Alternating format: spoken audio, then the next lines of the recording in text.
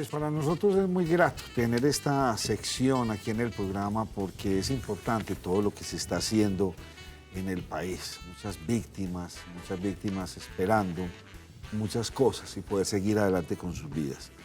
Dos invitados, hoy en nuestra primera emisión al aire de esta sección, doña Nora Saldarriaga, subdirectora de la Fundación Forjando Futuros. ¿Cómo me le va? Muy bien, muchas gracias por invitarnos a participar. Y don Jorge Mario Alzate, director territorial de la Unidad para las Víctimas. Bienvenido. Muchas gracias, Nacho, a toda la mesa y a todos los televidentes que nos están viendo en este momento. Ustedes son los llamados a explicarle a los televidentes y a todas las personas que nos escuchan en qué consiste lo que vamos a hacer, cuál es la metodología de este bloque del programa. Bueno, decirle a los televidentes que hace mucho tiempo no nos veíamos, que vamos a retomar. Acá está la Unidad para las Víctimas, que es una entidad del Estado, y la Fundación Forjando Futuros, que nos hemos vinculado para coordinar este proceso y explicarles como la cartillita, el ABCD de la Ley de Víctimas, la Ley 1448, y explicarles cómo pueden acceder ellos a este proceso y qué beneficios tienen cada uno.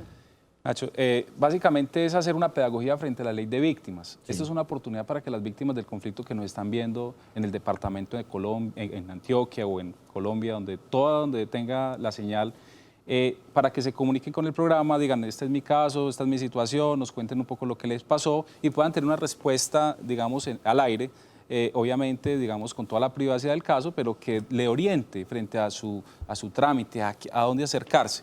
Pero adicionalmente vamos a hacer un ABC, porque esto no solamente es para las víctimas exclusivamente, sino para todos los que no están viendo. Esto es un tema que afecta, digamos, a todo el país. Claro. Estamos hablando de más de 8 millones de víctimas del conflicto armado. Ahí tiene nuestra línea telefónica. Si usted es una víctima y tiene un proceso en la actualidad, por lo que le estoy entendiendo a usted, y quiere saber en qué va, digamos, lo básico, quiere saber en qué va, los invito para que nos llamen, porque inmediatamente vamos a tener respuesta bajo un proceso donde tenemos unas personas que están allí en el máster y se comunican directamente, tienen toda la tecnología para hacerle seguimiento. Y la pregunta de inicio es obligada. ¿Quién es víctima? Esos 8 millones de personas, ¿cómo los podemos determinar? Bueno, existe una ley de la República, que es la ley 1448, y reconoce como víctima a toda aquella persona que ha sido afectada por el conflicto armado interno, que le han sido violados sus derechos humanos, derecho internacional humanitario. Claramente tiene que haber una afectación por un actor del conflicto. En este caso estamos hablando de la guerrilla, estamos hablando de los paramilitares, inclusive hablamos también de BACRIM, o inclusive por agentes del Estado. Es decir, eso está claramente determinado en la ley 1448, en el artículo 1.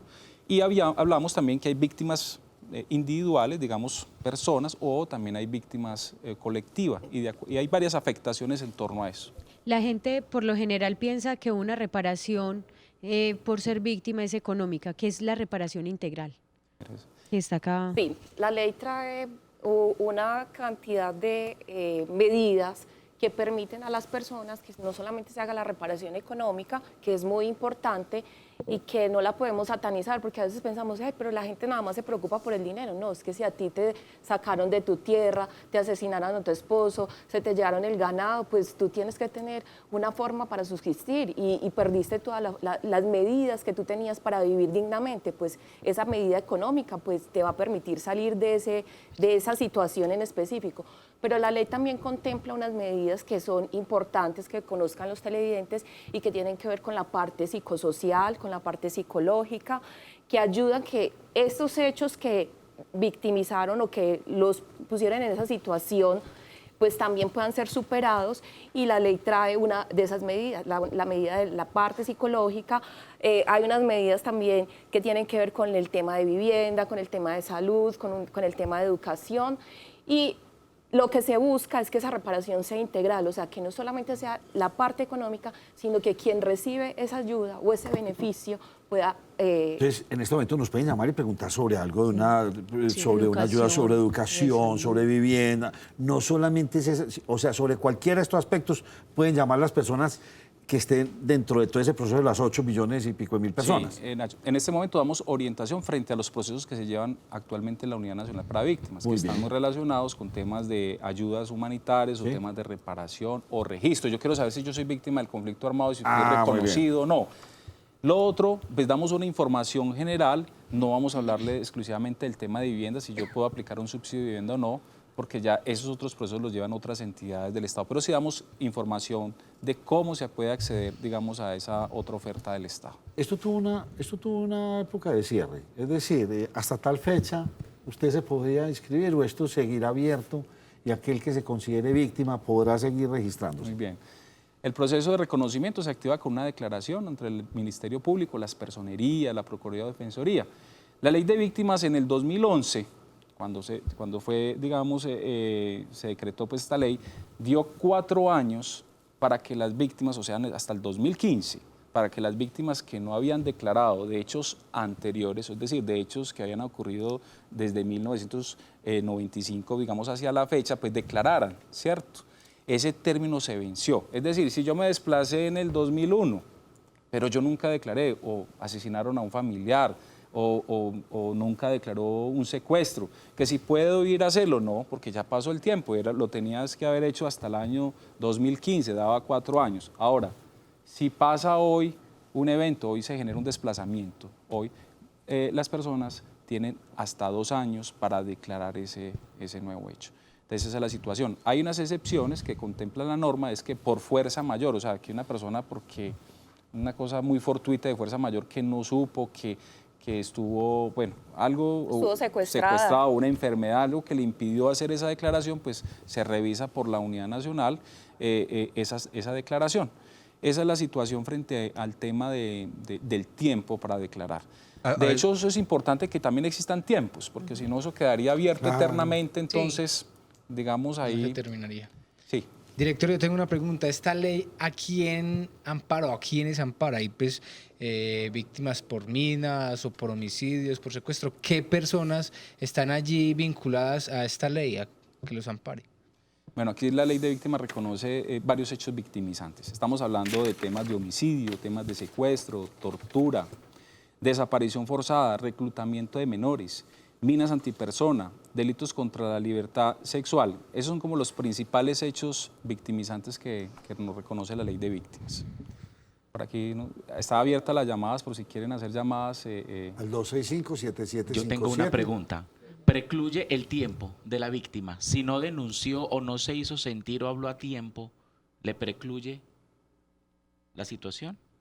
Ya no podrá reclamar, ya no podrá acceder a los ciertos Solo beneficios. si se demuestran esos casos que él manifestaba por enfermedad, secuestro. Okay. No, por eso, no, la ley se demoró mucho tiempo. Ahorita lo estábamos diciendo, si tú no has declarado, tienes un tiempo para declarar. ¿Pero cuánto? Ya habíamos dicho, si el hecho ocurrió antes del año 2011, tenías 4 años para hacerlo. Si hoy sucede el hecho, tiene 2 años. Si no lo declara en ese tiempo, pues precluye, digamos, pasa ese tiempo en el cual yo podía hacerlo formal. Creo que los televidentes concentrados porque ya nos lo habían explicado. Don Fernando Barrientos, ¿cómo me le va? Aló, don Fernando. Aló, buenas noches. Buenas, ¿cómo está? Muy bien. Bueno, cuéntenos, ¿usted es una víctima? Sí, yo soy una víctima. ¿Y desde dónde nos está llamando? Yo, de acá desde Medellín. Bueno, perfecto. ¿Y usted tiene algún proceso en la actualidad? Sí, yo declaré y el gobierno me dio como 3 ayudas y ya. No fue más. Don Jorge, ¿por qué no le hace usted las preguntas pertinentes a nuestro televidente, a don Fernando?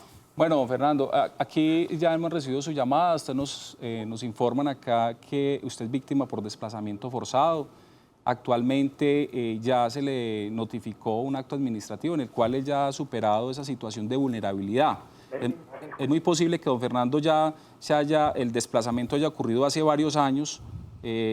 No sé de dónde vendría desplazado don Fernando, pero lo que sí sé es que esa parte, digamos, de atención inmediata y de atención humanitaria, o lo que llaman la ley asistencial, digamos, ya no es una situación de carencia que él tiene actualmente. Y que ya estás en un proceso, digamos, ya entras en un proceso de reparación para el tema de la indemnización, digamos, y de las otras medidas de reparación, bien sea retorno, reubicación o temas de generación de ingresos que se pueda acompañar en una oferta, o documentar el caso para una posible, digamos, más adelante, indemnización. Esa es como, en síntesis, la ruta. Digamos, ya en el caso de don Fernando, pues, digamos, ha pasado esa situación de que ya no necesita quizás un mercado, una ayuda humanitaria. Eso no significa, y es bueno aclararle a nuestros televidentes, hay que separar, una situación es el tema de pobreza o las dificultades que se pueden generar digamos, yo me desplacé hoy, yo accedí a algún tipo de empleo, el Estado me atendió, me dio la ayuda humanitaria, en fin, pero que hoy quizás no es que sea, no digamos, puede tener una economía básica, pero ya el Estado le suspende, digamos, ese tipo de ayudas o subsidios. Perfecto. Don Gustavo Adolfo Peláez me dice que tiene aquí un radicado, pero el tiempo se nos acabó. 10 minutos se fueron volando. Qué cosa tan impresionante. Lo voy a anotar. Anotémoslo. Mañana estarán otra vez acá. Estamos 3 días, ¿no, Nacho? Aquí vamos a estar ayudando a las víctimas. ¿La fundación tiene el apoyo de quién?